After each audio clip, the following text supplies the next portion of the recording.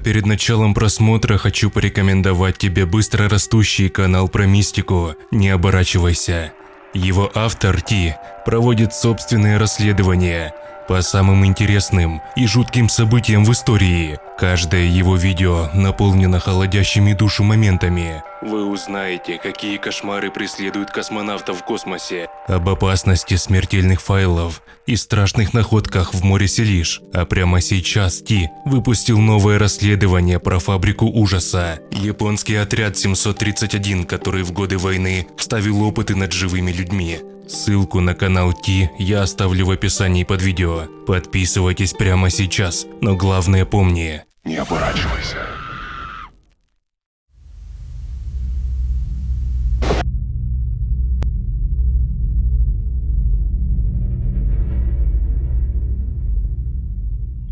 Стук в окно спальни разрезал ночную тишину и буквально выдернул меня из теплых объятий сна. Приснилось, что ли? Спросонья, предположил я, и приподнялся с кровати, пытаясь на ощупь найти тапочки. Застыл. Нет, не приснилось. Со стороны окна ко мне отчетливо доносилось несильное дребезжание стекла, словно кто-то все еще легонько постукивал по нему. В ночной тишине учащенное сердцебиение предательски выдавало мое местоположение. Тихонько подхожу к окну, прислушался. Ничего не слышу. Странно. Дрожащей рукой отдернул штору, и кроме грязных окон и уже засыхающего кактуса ничего за ней не обнаружил. Впрочем, и за окном тоже. Но еще несколько минут, пока стоял и всматривался в темноту, я отчетливо чувствовал несильную такую вибрацию. Откуда она исходила, непонятно. Накинув халат, я, зевая, побрел в кухню. Подкурив сигарету, я проснулся полностью. Чему я удивляюсь? Окна старые, в конце концов. Рамы уже трухлые в некоторых местах. Нормальными стеклопакетами я еще не обзавелся. Оттого и вибрации, да звуки разные. У нас район тихий, да вот только стоит какому-то грузовику проехать неподалеку, то стекло дрожит, порой даже кажется, что оно вот-вот треснет.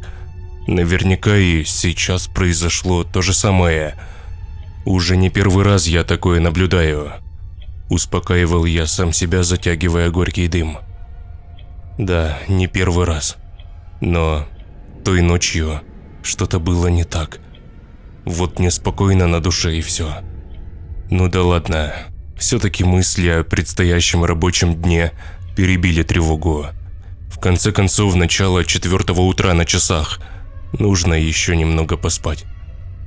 Следующий день я не вспоминал о ночном инциденте. Да и казалось, я дал вполне здравое объяснение произошедшему. Чего попусту гонять эти мысли в голове? Я сосредоточился на работе. Так и прошел очередной рутинный день. И уже примерно в 9 вечера я проходил пустующие дворы, окруженные хрущевками да мусорными баками. Чуть дальше располагался детский сад с жуткими сказочными героями, вырезанными из покрышек.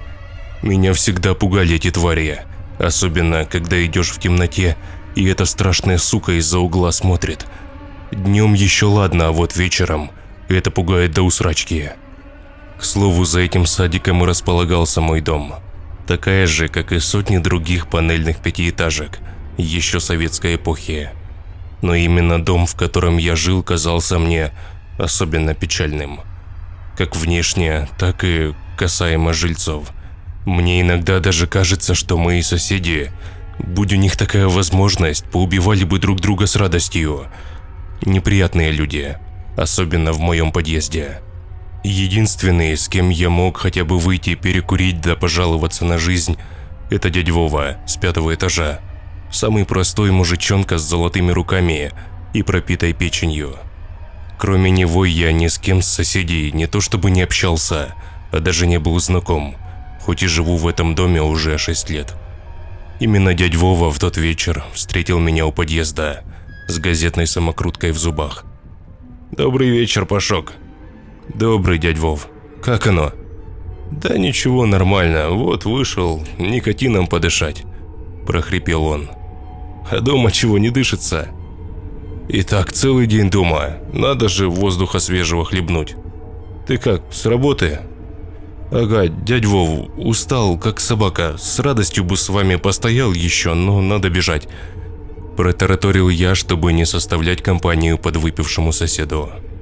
По пути я еще встретил соседку с первого этажа, полная противоположность дядь Вовы. Вечно недовольная толстая тетка, которая знала все о каждом жильце нашего дома. В большинстве своем это была лишь ее фантазии и сплетни. Наверное, в каждом доме есть такой человек, днями сидящий на скамейке и возмущающийся на все, что движется рядом. Я вежливо поздоровался и побежал вверх по лестнице, так и не услышав ответа. Открыл дверь и вошел в квартиру.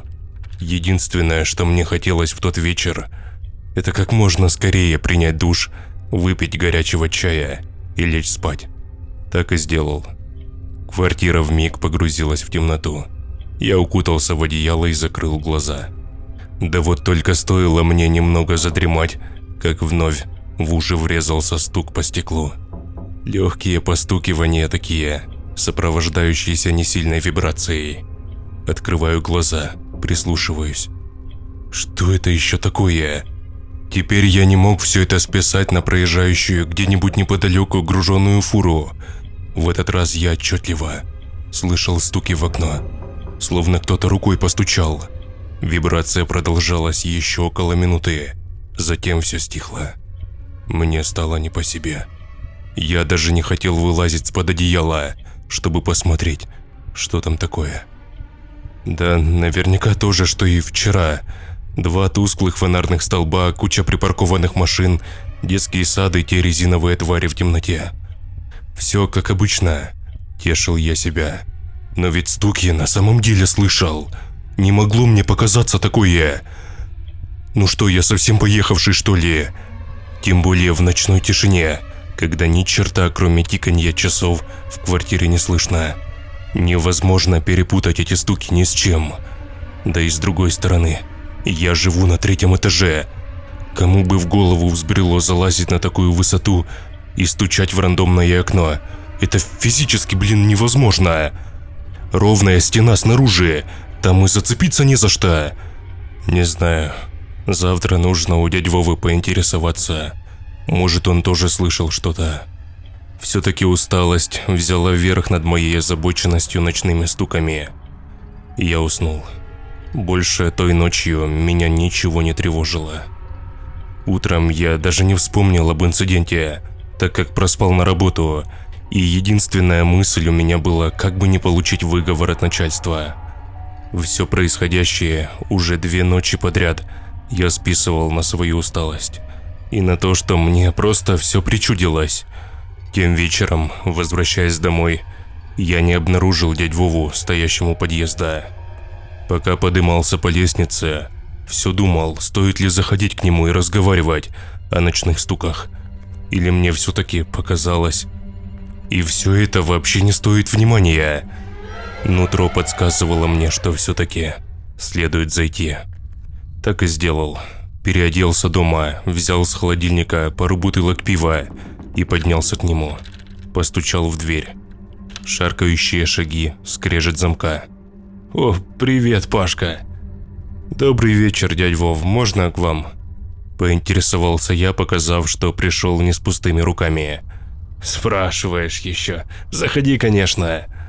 Только у меня тут не убрано», – засмеялся мужик, пиная ногой разбросанную обувь, пытаясь поставить ее ровнее. «Ты так в гости или хотел чего?» Вдруг поинтересовался он. Я же решил сразу к делу. «Видишь ли, тут такое дело, дядь Вов. 2-ю ночь меня будят отчетливые стуки в окно, а потом стекло так дребезжит, словно по двору танки едут».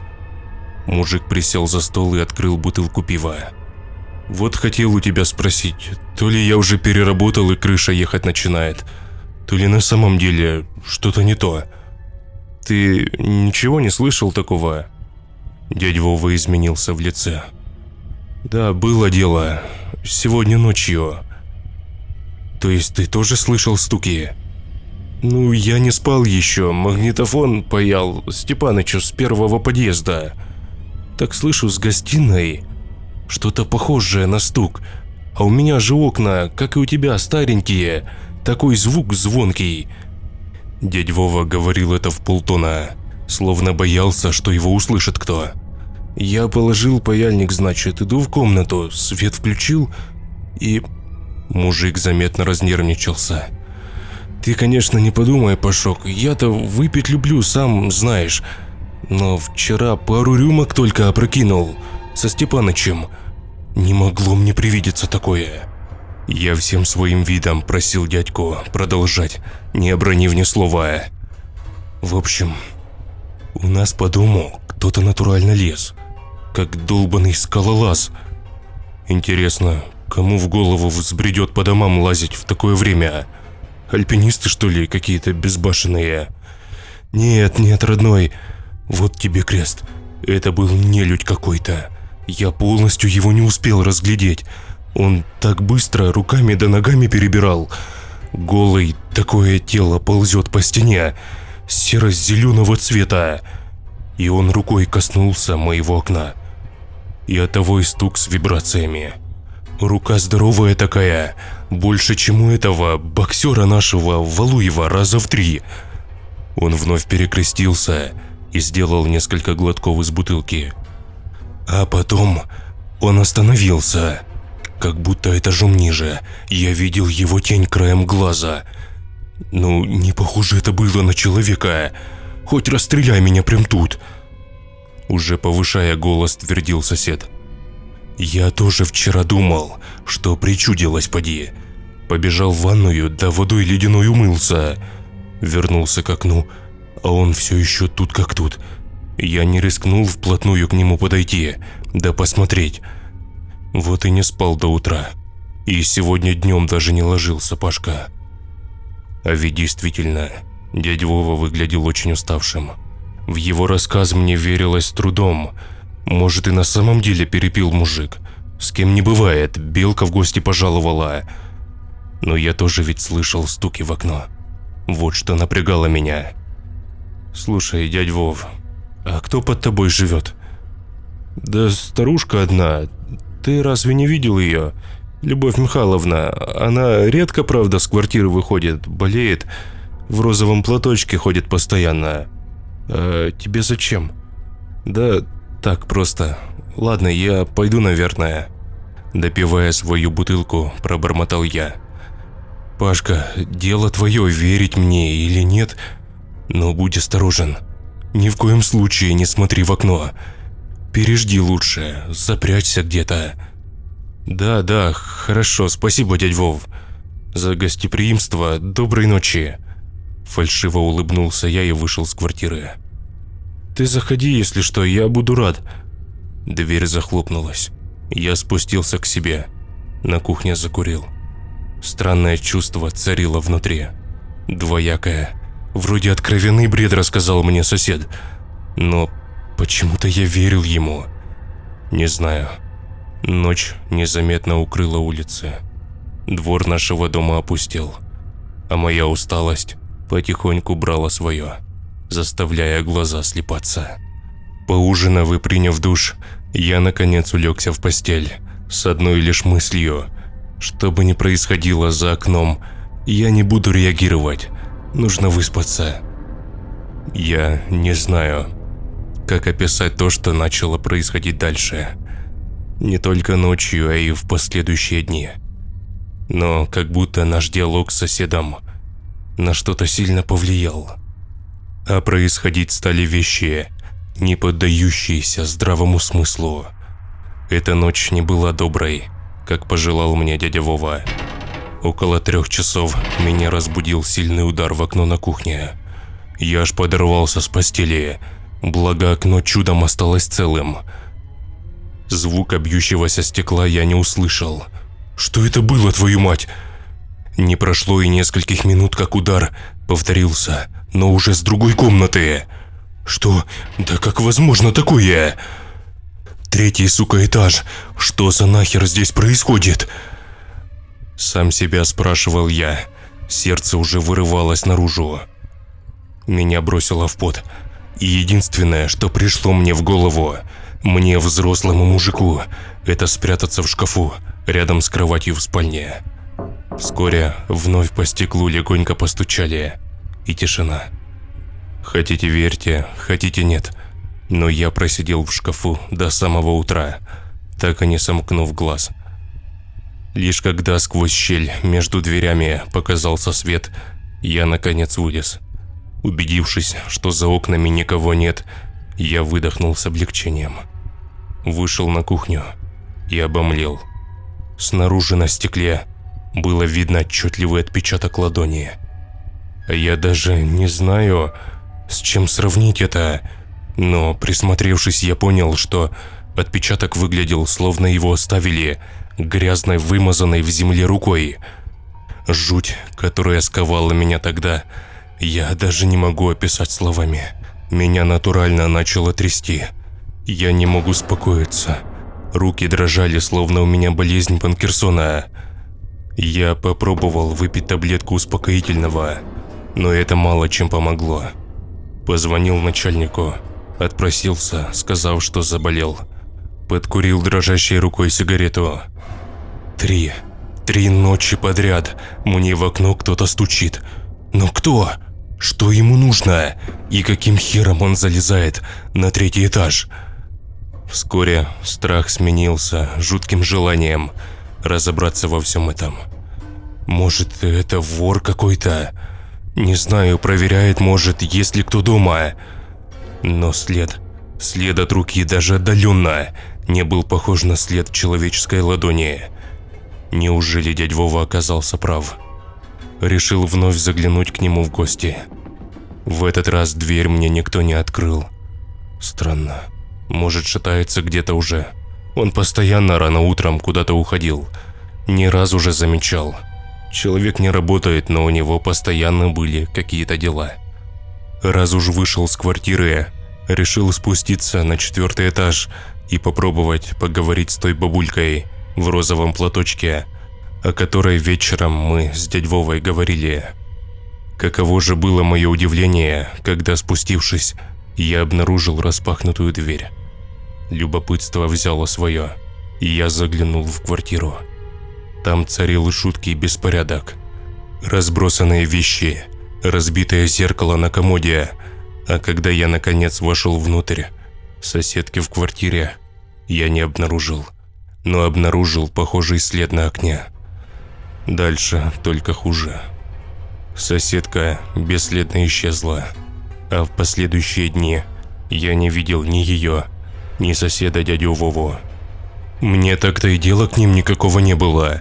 Они, по сути, мне никто. Полицию я не вызывал. Не знаю, почему, не могу объяснить. Возможно, боялся какой-то ответственности.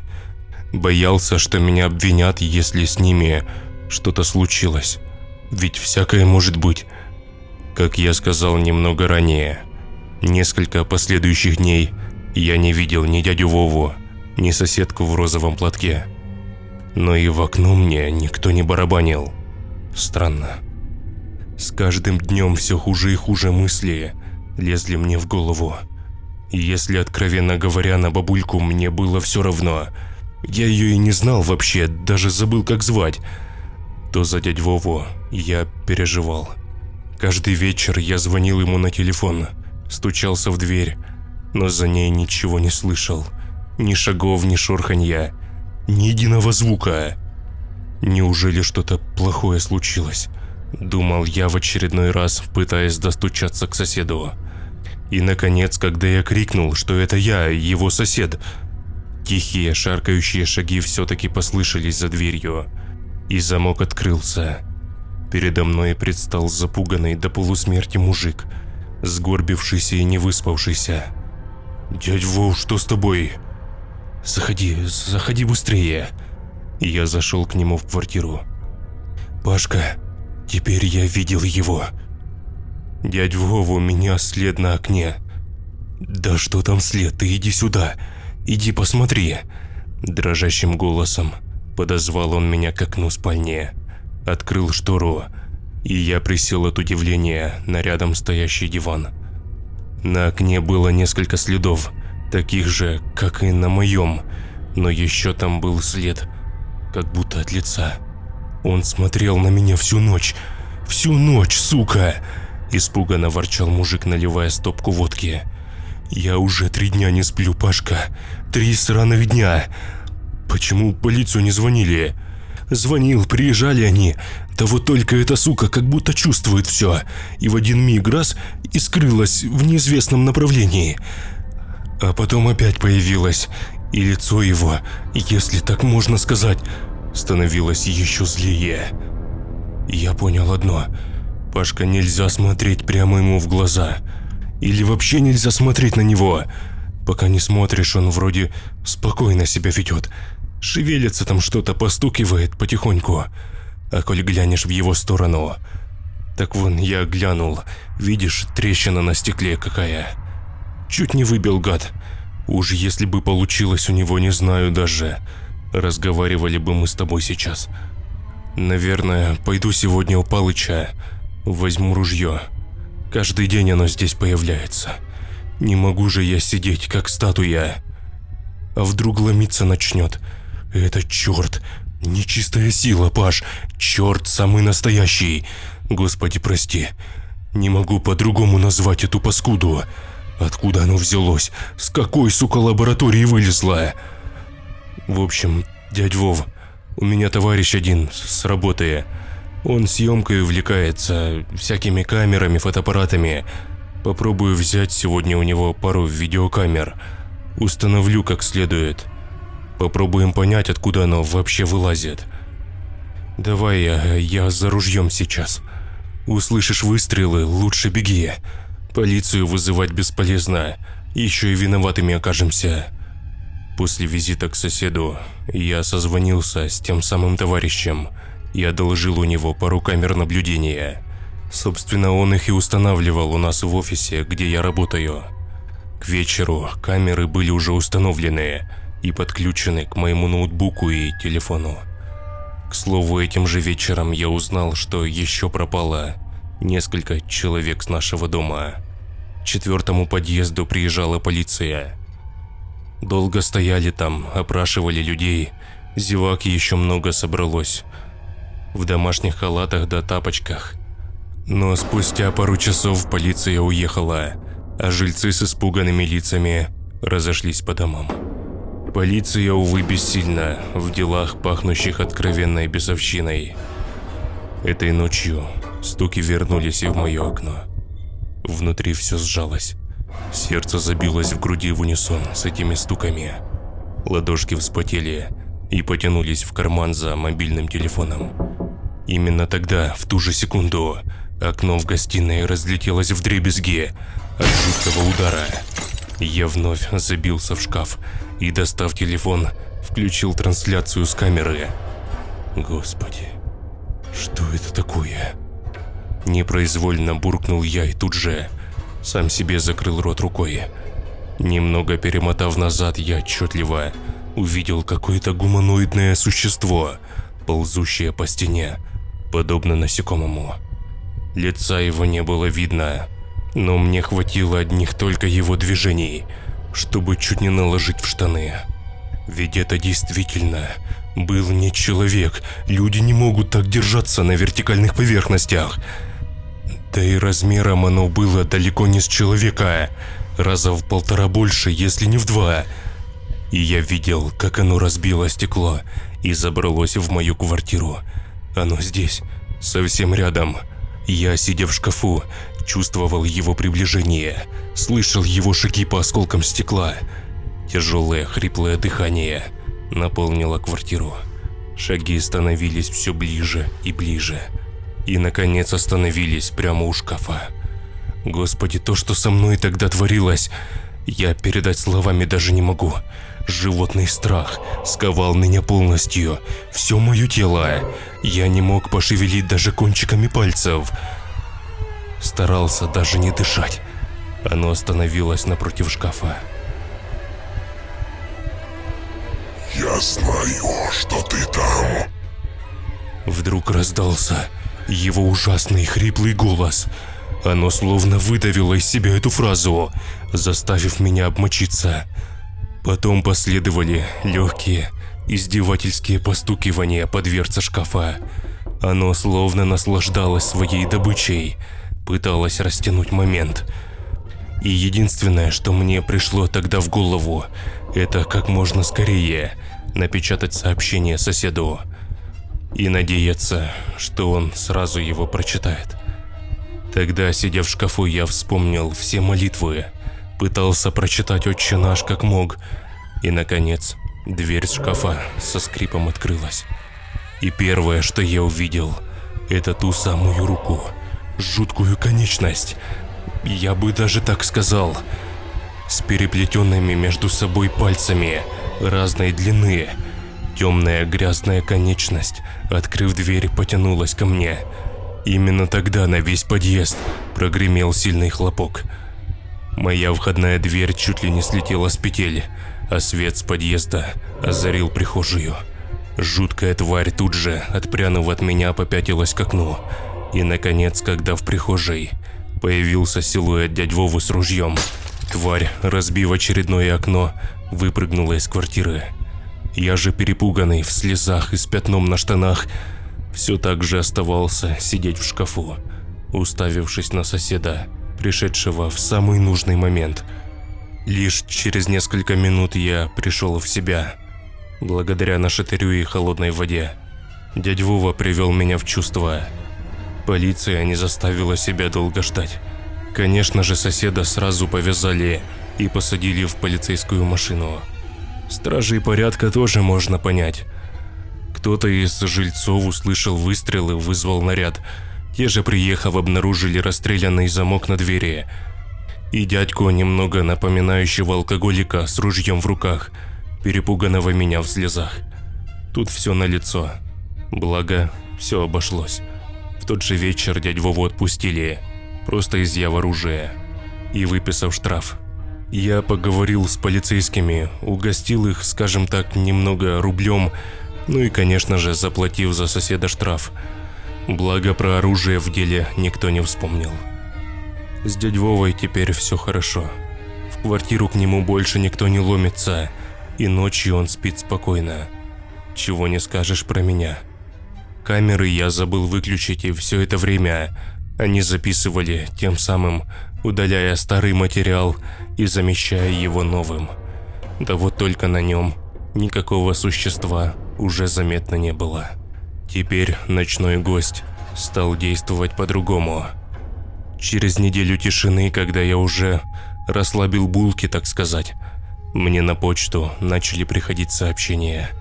Приглашения на различные мероприятия, открытия якобы магазинов и тому подобное.